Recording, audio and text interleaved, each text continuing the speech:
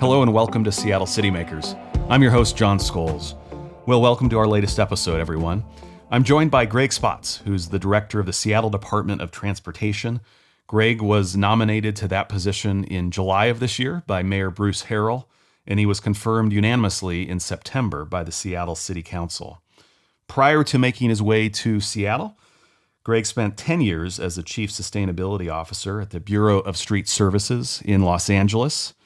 Greg's now a resident of South Lake Union. He lives car-free in that neighborhood and makes his way around town by walking, biking, and riding. He's a music fan, and he's been out and about quite a bit. If you've been following him on Twitter or LinkedIn, you know that Greg has had his ear to the ground ever since he got here, meeting with elected officials and policymakers and business leaders and members of the community and public. He's been crisscrossing our city. So we talk a bit about what he's been hearing in those conversations and some of the common themes when it comes to transportation from the Seattle public.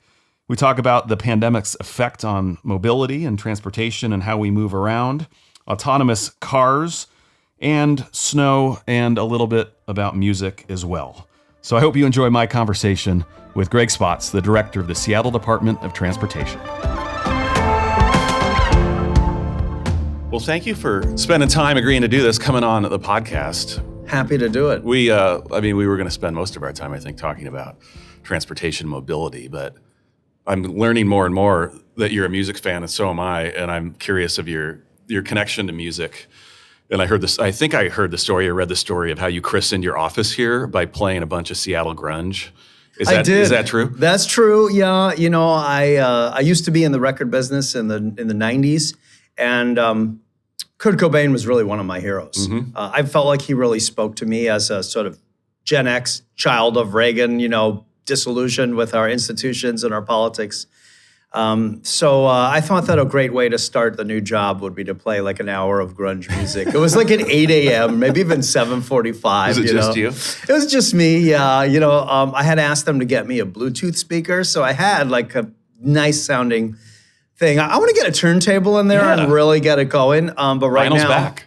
What? Vinyl's back. 400 of my vinyl records arrived by my movers last week, and they damaged my vintage Bang & Olufsen turntable. Oh, ouch! But I hope to get some records going in the office. So yeah, I wanted to get the good grunge vibes going for the first day. Are you getting out to venues here? I know you mentioned you saw The Who at Climate Pledge. Have you checked out some of the other I'm venues really in town? eager to do some music shows and see some theater and see the orchestra. Yeah. I have hardly done anything for fun since I got here. When I hooked my TV that came from LA up to the internet and hooked up the Apple TV box, I realized I hadn't watched one TV program in 7 weeks. Not 1 hour of TV. So I have all these things, aspirations of cultural events that I want to do here in Seattle, and hopefully I can change the work-life balance a little bit. You've been busy. We're going to get into that. And a place I wanted to start is, I know you were down at the CoMotion Mobility Conference of a bunch of public-private sector leaders talking about transportation and the future and what the pandemic has sort of changed and disrupted when it comes to how we move about cities and other places. What were some of your key takeaways from being down there with your colleagues and others? It was a really good conference. It was a conference that's kind of a small number of attendees, but almost all people you'd love to talk to about transit, about micro-mobility, about rideshare, all the different trends that are happening. I sort of experienced most of the conference like on these outdoor sofas they had, just seeing who came up to talk, and it was just a really great set of conversations. I was on a panel. Pause there. Outdoor sofas.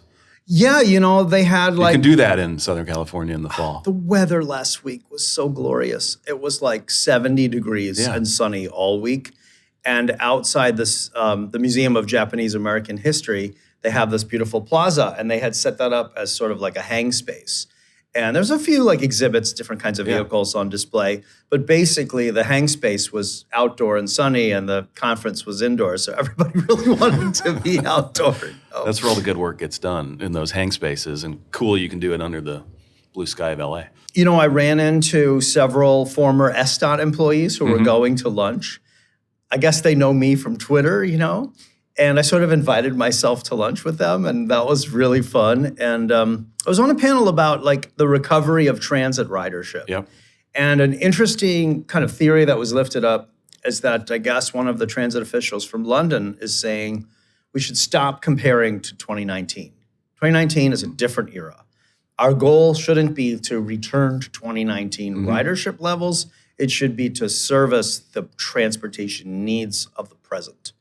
I thought that was powerful. And there was a perspective there that so much of the systems in our city was oriented towards serving the peak commute and commuter that was coming to their job in a central business district. And people have shifted some of their patterns. It's not that they're not going into offices, but certainly here and in other parts of the country and world, we're not seeing the return of the peak. Was that kind of the message there of we need to use the system, deploy the hours differently to serve the needs of today? Yeah, you said it beautifully. I felt really well prepared by two events I've done with Commute Seattle, and they've been putting up all kinds of facts and figures about what's happening in Seattle. And it turns out very similar experiences from many other American cities and even cities in other places, that there's sort of like this idea that our transit system mostly is a backbone for AM commute in and PM commute out needs to evolve to serve a whole wide range of different travel needs. And although ridership is down from 2019 levels across all day parts, it's down by less in the off-peak.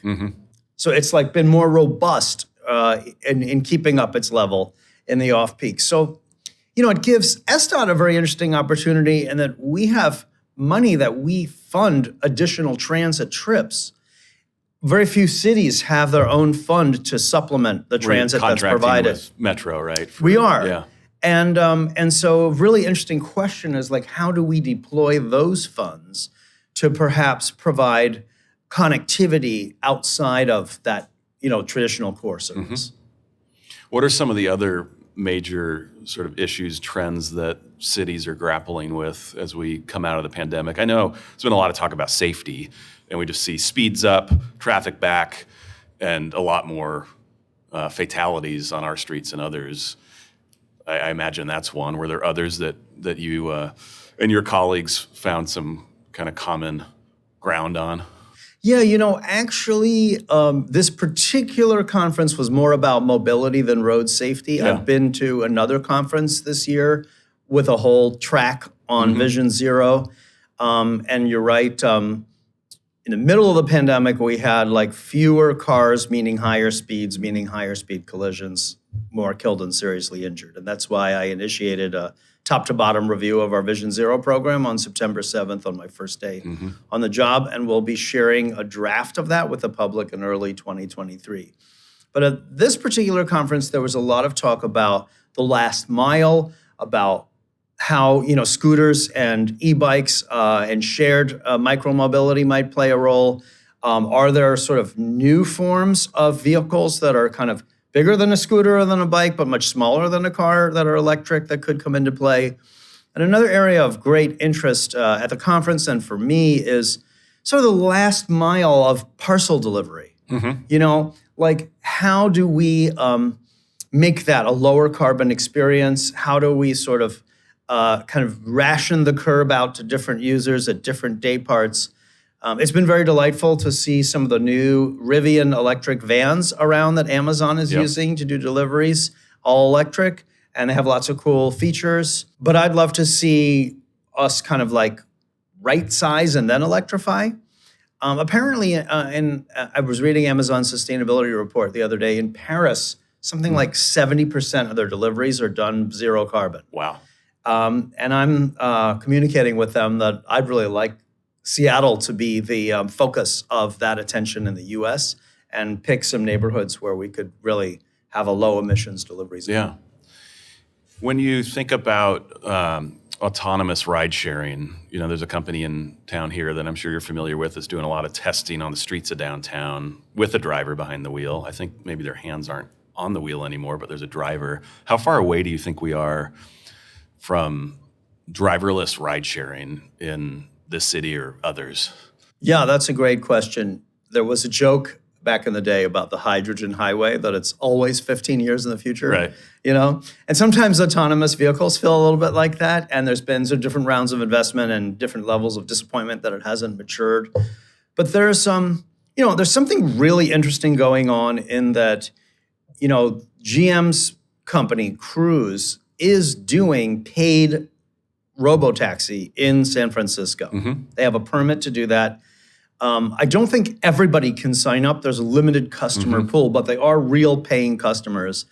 They had a limited geographic area only after dark, but they just expanded part of that area to daytime.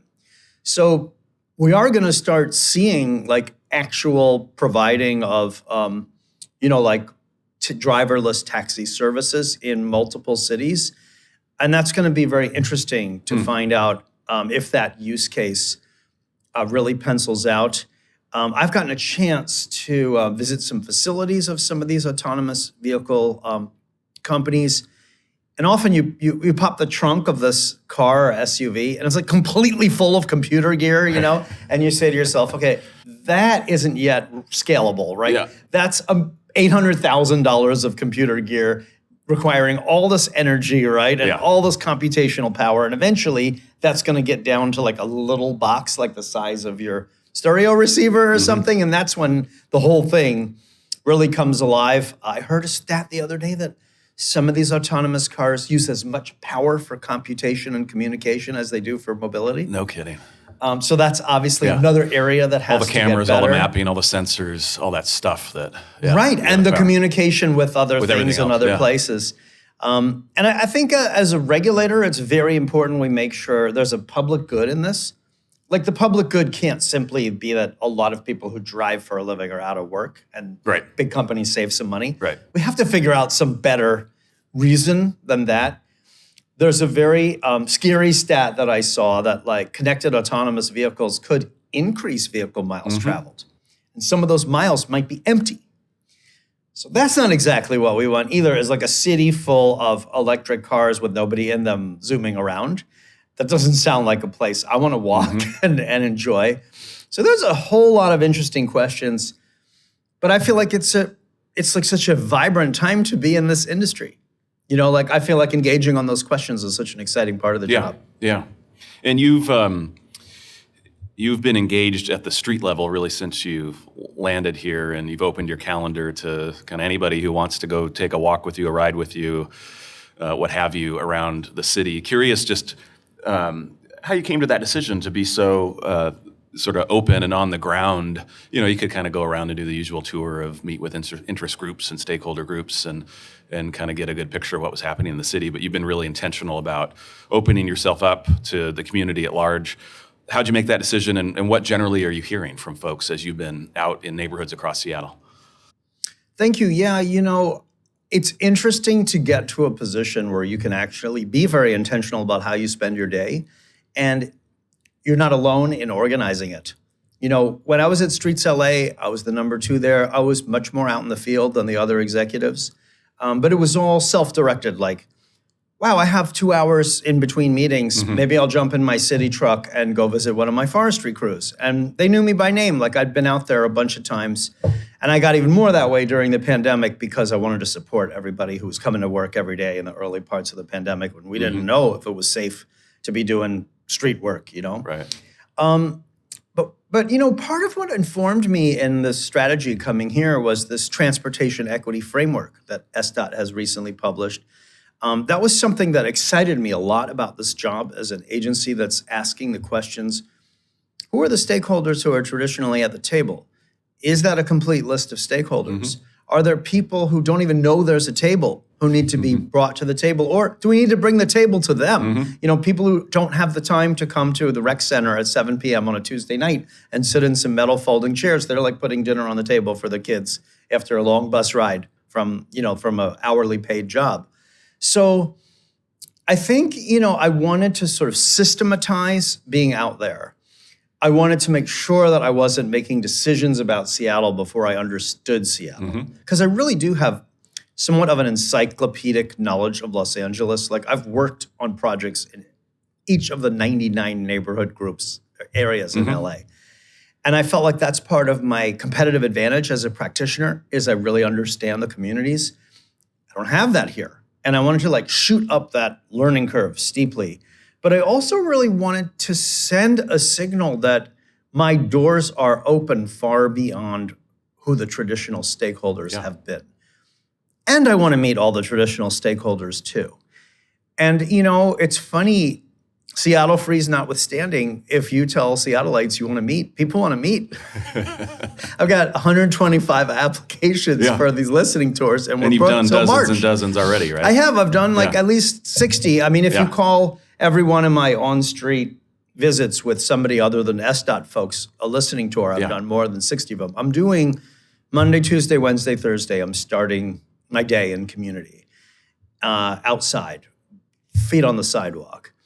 It's interesting, one of the side effects that I didn't realize that I really like is it kind of informs the rest of your day. Mm-hmm. Like you're not beginning with, I'm reading emails on a computer about the streets. You're like starting your day in the streets, buses going by. Usually I take the bus to these places. The weather, who's on the street, which coffee shops are full, which aren't. It's a very different way to interact with the work. So it's not conceptual. It's actually experiential. I kind of want to keep practicing my craft in this way. Mm-hmm. And you're car free, we should note. I'm car free. Yeah. I mean, there are times when staff takes me places in city cars when that is convenient. But a lot of the times, I'm using the bus or a Lyft or Uber to get somewhere. Can I tell you about one very funny morning where I'm trying to get to my listening tour? So Councilmember Tammy Morales tells me she wants to take me on a bike ride around CD2. And one of her staffers is an avid cyclist who has like a big cargo bike to put his kids in it and everything. So he comes up with this route that isn't like a neighborhood. It's like the whole district. And the district's very hilly, right?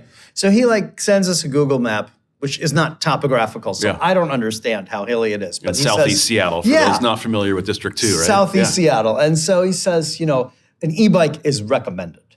And this is before my stuff had arrived from LA. So I don't have a bike. So I'm trying to find a Lime bike that's charged near this coffee shop where we're going to meet, right? And there's an issue with them all being fully charged in the morning. So I call a Lyft from South Lake Union. I've reserved this bike. I'm paying extra on Lime, so I get 30 minutes of a reservation instead of 10. And the Lyft driver starts taking me so slowly up the on-ramp on the 5. And I'm like, listen, don't break any laws, but I've got 23 minutes to get to this Lime bike, in Mount Baker. And so I get to the bike, it's still there. It's like outside of a school. I have to ride 10 minutes to get to this coffee place. I'm waiting. I beat everybody there, right? I'm waiting for everybody. And then everybody comes and we go on this epic bike ride on and off trails and streets and paths, up and down hill and dale. One of my staffers turns up on a conventional bike, literally coughing up a lung, trying to catch up to us going up the hill. And the council member's got a beautiful new e-bike and she is making it look really easy. She's doing a great job leading us up and down these hills. And then she says, hey, how about we just bike into downtown together? And this is the day the mayor's got his budget speech. And so I'm like, I can't show up. They have front row seats for the department heads. I can't show up a sweaty mess at noon to the mayor's budget speech. So I have to drop the Lime bike, take a bus home, take the second shower of the day, go back to the municipal tower, walk with all the division directors for a mile down to Charles Street where the press conference is. And I was exhausted. Trying to look perky in the front row. At noon. So you were multimodal that morning. Yeah, this is the life of trying to do a listening tour. It is not all some beautiful Suburban showing up and taking you somewhere. But your Lime bike didn't let you down, it sounds like. You were able to...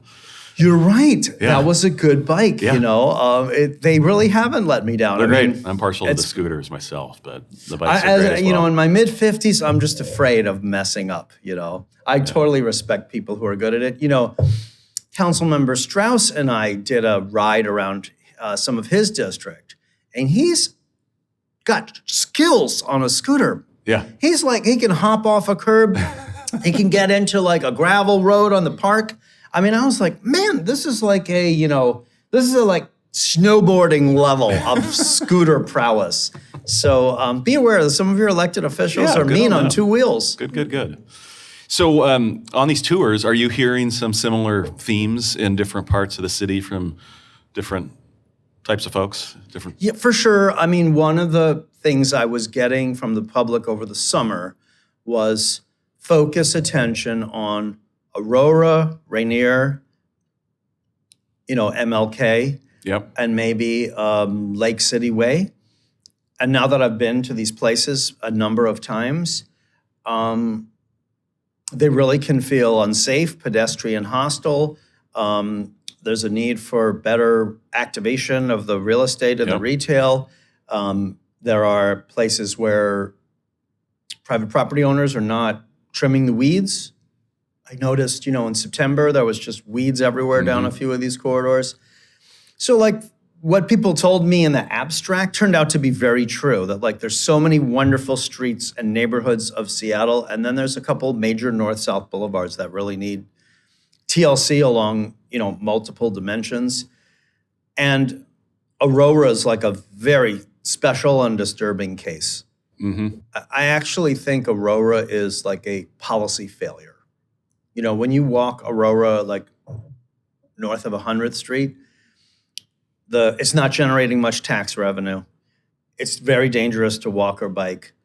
There's multiple interlocking public safety issues going on there, and you see very little investment coming in. And little housing as well, right? Thank you for saying that. Yeah, I mean, in a city that is under tremendous pressure to house new residents, that should be an amazing place for tens of thousands of units of housing. And the fact that none is going in means right now, the way we're configuring it and using it, nobody wants to live there. So I'm really intrigued with opportunities there. I've had two little opportunities already. I kind of greenlit and accelerated the Green Lake Loop project. And man, throwing down 200 Jersey barriers on Aurora and taking some space for bikes, anytime anybody's going to give me a chance to do that, I'm taking it, And then just a few blocks north of there, I asked our staff to wait till I got here before they did this sidewalk project between 80th and 84th, because they wanted to see if we could preserve in place these healthy, mature trees on the east side. And we're doing that. And that's something I had done a lot of in Los Angeles on sidewalk projects, is bringing the arborist in to the project, like removing the old sidewalk, visualizing the roots, making decisions out there in the field about what roots we could trim or not. So I'm very proud to preserve those trees. There aren't many mature trees along Aurora. Yeah. And I think it sends a really interesting signal, that SDOT is going to protect and preserve those assets, which are very important parts of our infrastructure. So I've had two little bites at the apple on Aurora, and I hope to have many more, and on these other very important boulevards as well. In another corridor that you've been focused on is First Avenue downtown. You've been doing walks, and maybe pitching is too strong of a word, but socializing this idea of connecting the two streetcar lines that currently don't connect, the South Lake Union line and then the First Hill International District line, and creating, I think you've used the term, a kind of a cultural connector. Yes. Where did this idea, maybe you can describe a little bit further, but where did this idea come from? And then what are you hearing from others as you're out there socializing it? You're doing walks on a regular basis up and down First and inviting city leaders and other key stakeholders. Where did it originate? And what is it to start with? So I guess, when you arrive at a public agency, you sort of look at the portfolio of projects that you have and, which ones can you lift up and create some excitement around. I really felt like the streetcar project, the third segment, which I guess had been called the Center City Connector, C3, I felt like it really needed to get a fair shot. And it was up to me as a sort of outward-facing, enthusiastic leader to give it some kind of uplift and good, fair shot as a very important strategic opportunity for the agency.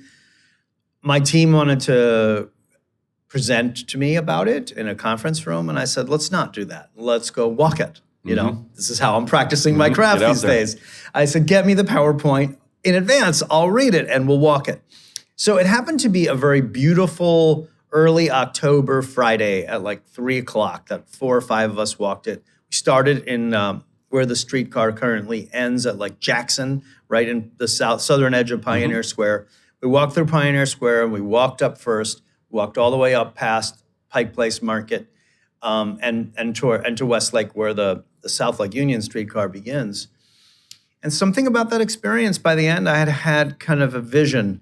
It emerged from our conversations as a group, but I said to everybody, I just saw like a linear entertainment district that could activate downtown 24/7, and it could have a historic and cultural flavor. I thought that the buildings along First are very varied and wonderful and of lots of interesting facades and some beautiful old buildings you could shoot for New York, right? If you were trying to shoot a film.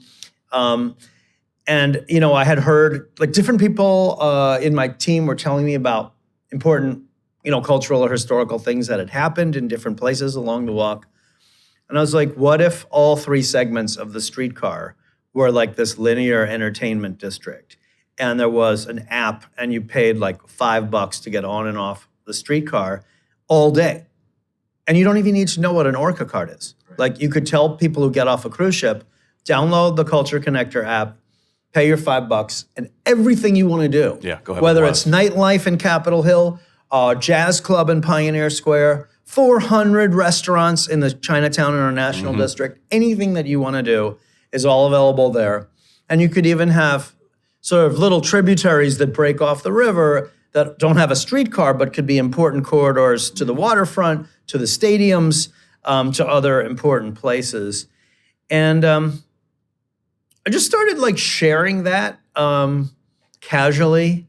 And I was wondering like, am I getting ahead of my friends in the mayor's office or whatever? But I just felt like I was just kind of putting it out there. Yeah, I was lightly socializing it, although I guess I don't do anything lightly. I'm just a bundle of energy, And people really liked it. Like, it didn't take 4 paragraphs to get people to like it. It took like 4 sentences. And you were one of them. Ended up getting a chance to pitch it directly to the mayor, and he really likes it. And the idea of uplifting historic and cultural elements of our diverse and rich community in Seattle really appeals to the mayor. Like not only having a framing to add vitality to the downtown, but having this district not be a very corporate, franchised, bland one, but a very vibrant, local, flavorful one, seemed to land with the mayor profoundly, as somebody who loves all the different cultures of Seattle. So we're leading these walks on Thursdays and inviting different stakeholders to come and hoping that maybe there can be a sort of convening of lots of folks who are passionate about downtown, where this Culture Connector is seen as catalytic to a broader strategy, to like maximize the assets that we have in downtown in a post-pandemic world where a lot of people are going to work from home on some days. Yep. Well, I haven't heard anybody who doesn't like the idea. I think you've given us all something to be enthusiastic about, and there's so many assets on that street, and as you noted, just incredible history, First Avenue, but then extending into the International District, up to Capitol Hill, and then into South Lake Union, and lifting up and connecting and reminding ourselves of the history, the variety of culture, arts, et cetera, and then just the assets that are along that corridor. And I wonder if part of my ability to see that was living in downtown. I've been living in South Lake Union. My first 8 nights I was staying in the Courtyard Marriott Westlake. So I've never actually lived north of there or south of Denny, So I guess every one of these neighborhoods I've been hanging out in. Yeah.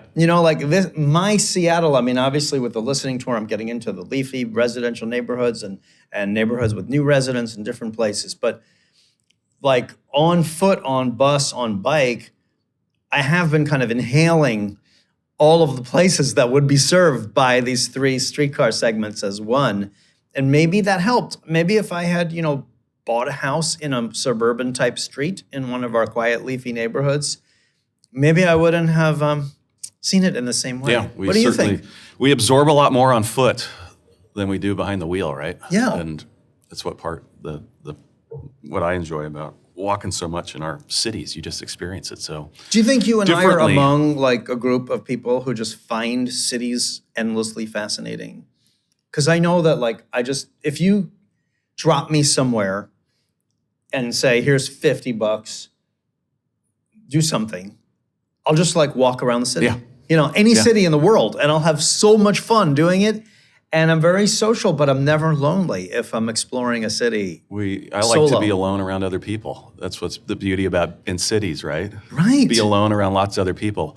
You can engage with them if you want, or you can be alone around them. Just like in line at Pink's Hot Dogs in the Upper West Side in New York, talking to whoever, about if you like, which mustard you like, whatever. My favorite thing in going to cities, whether I've been there before or not, is, you land without an agenda and you start walking.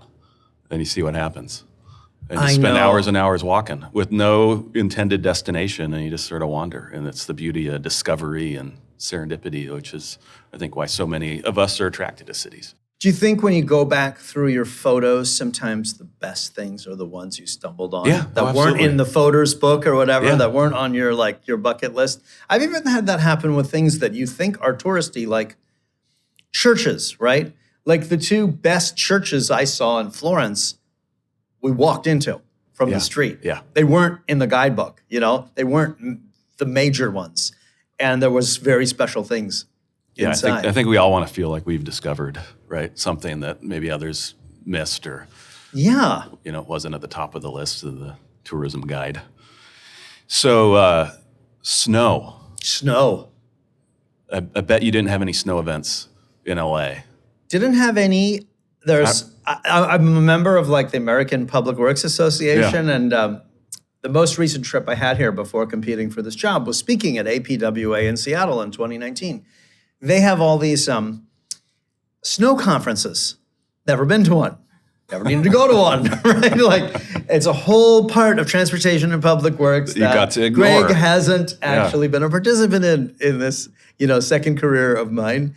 I'm very, very happy that there's a group of leaders at SDOT who are hardcore on snow removal.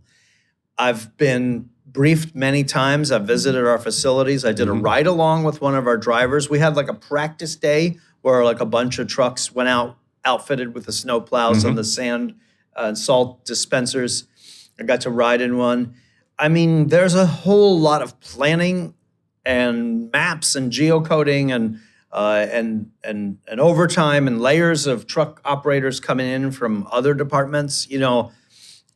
It's really what was explained to me that interested me is that a city like Denver or Salt Lake City, right, they're going to get snow all the time. Therefore, they can resource an epic set of staff and equipment. Right. But what Seattle has is a few potentially debilitating snowstorms, but not that many. And so we've got this middle situation where you've got to be ready to mobilize at scale, but you don't get to have the kind of scale that a regularly snowy city. Yeah, or the practice. Yeah, and I'm so impressed with the caliber of the people who are, in charge of that. And my deputy, Rodney Maxey, oversees all of our field operations, and he's an incredible leader himself, and he's developed some folks at the next level below him who are so knowledgeable. So I'm confident. What are your weather people telling you about the winter? Oh gosh, I mean, I'm so skeptical of long-term weather forecasts. I don't know. I mean, everybody's telling me that it's been so much drier since I got here. September 4th. And even my press conference in July when the mayor announced me as his nominee, it was the hottest week of the summer, right? 90-something degrees. People were telling me, maybe we will need your urban heat island mitigation experience after all, and I didn't think that would be very relevant here. So I have a strategy for this dim, moist winter ahead to keep my energy level up. Yeah, well, I think you're smart to not get too hung up on predictions because we've had a goofy year or two of weather. It seems we're just off our normal pattern for good and bad. Yeah. So, Greg, we conclude our podcast with the question of what's your perfect Saturday in Seattle, recognizing you're still exploring and absorbing it, but do you have kind of an itinerary now of like your perfect Saturday in the city? Yeah, I would say if I can combine if I can take transit to a park, the parks here are just glorious, and then have lunch at a sort of mom and pop restaurant, that's like an amazing Saturday. And I usually source the restaurant from Twitter. So I've gotten like really great restaurant recommendations. You're crowdsourcing. I crowdsource the restaurant. I do it in real time. Like hey everybody, I need a good place to eat in Columbia City in the next 20 minutes. Yeah. And everybody told me Island Soul. Yeah. And in my other career, I was the road manager for a Jamaican reggae band. So I actually know what curry goat is supposed to taste like. And man, Island Soul is great. So I came back there on another Saturday, and I haven't had a chance to get back there again, but it's family run. Everybody's super nice there. And I think in my mind's eye, every Saturday I'd go down to Island Soul and get the oxtail or the curry goat. That's a great spot down on Rainier there. Yeah. Well, thank you for joining us and for your public service and civic leadership. Great to have you here in Seattle, and great to have you as a neighbor living downtown. And we look forward to working with you on a lot of what we talked about, including the cultural connector on First. Thank you so much. And I really am thrilled by how much civic interest there is up and down all the different communities and institutions in Seattle. It's an amazing place to practice this craft because of how energized and caring people are about these topics. So there's so many great people to collaborate with. Yeah, I completely agree. So thanks again, Greg. You're welcome. Well, hope you enjoyed my conversation with Greg Spotts. Just a terrific individual and a terrific leader in our city. I've enjoyed getting to know him over the last couple of months since he's been in town.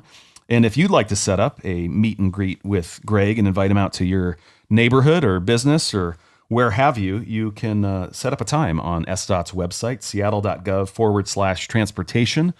I think there's a link right there on their homepage to set up a time to get with Greg. So hope you enjoyed the conversation there. As I do each and every episode, I want to close out with a recommendation of what you just can't miss in downtown Seattle. And I would just plug all of the great traditions that are back this year, the great holiday traditions that we haven't been able to enjoy in the same way over these last couple of years that are back in downtown, from the Nutcracker at the Pacific Northwest Ballet, great production of The Wiz at the Fifth, the Gingerbread Village at the Sheridan, the Festival of Trees, and the Teddy Bear Suite at the Fairmont. Some great holiday activities up at Seattle Center, including that really super cool train that they set up in the Armory. So just a ton going on throughout downtown. Traditions and some new things, like an ice rink that's coming to Occidental Park in mid-early December. You can find out all the details and all the things happening in downtown, the great traditions and some of the new offerings and activities at lovesetown.com. Lovesetown.com for all that's going on in downtown Seattle this holiday season. Come on down. Our restaurants, retailers, arts and cultural organizations need your support in this important time of the year. And these are experiences you just can't get anywhere else. So thanks for tuning in. Thanks for listening. Thanks for subscribing and giving us your feedback, your reviews, and your guest suggestions. Seattle City Makers is presented by the Downtown Seattle Association with support from James Cito and production by Spark Creative.